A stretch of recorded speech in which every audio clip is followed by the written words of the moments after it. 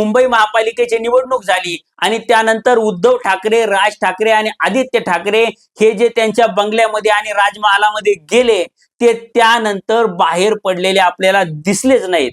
किंवा नाना पटोलेंसारखे, जयंत पाटलांसारखे, विजय वडेट्टीवारांसारखे मुख्यमंत्री पदासाठी गुडघ्याला बाशिंग बांधून बसलेले नेते या कोणत्याही विषयावर रस्त्यावर उतरलेले आपल्याला दिसले नाहीत. म्हणजे आमच्या संस्था आहेत किंवा आमचे कारखाने आहेत आणि त्यामुळं आम्ही कोणत्याही मुद्द्यावर बोलणार नाही, कारण की जर आम्ही बोललो तर आमच्या चौकशा लागू शकतात. या भीतीपोटी हे विरोधी पक्षातले नेते गप्प बसलेत का, हा प्रश्न आता जनता विचारताना दिसते. आणि लोकांमध्ये गेल्यानंतर लोक अतिशय वाईट भाषेत किंवा अतिशय वाईट पद्धतीनं याबद्दल बोलताना दिसत आहेत, हे तुम्ही लक्षात घेतलं पाहिजे. त्यामुळे आता ईडीच्या चौकशीच्या भीतीने आम्ही शांत बसतो आणि निवडणुका जवळ आल्यानंतर आम्ही काही जुजबे आंदोलन करतो, काही भावनिक मुद्दे आणतो आणि त्यानंतर आम्हाला लोकांनी मतदान करावं असं जर विरोधी पक्षांना वाटत असेल तर ती त्यांची अपेक्षा पूर्ण होणार नाही आणि अशा पद्धतीने ते कधीच भाजपला हरू शकणार नाहीत, हे विरोधी पक्षांनी आता लक्षात घेतलं पाहिजे.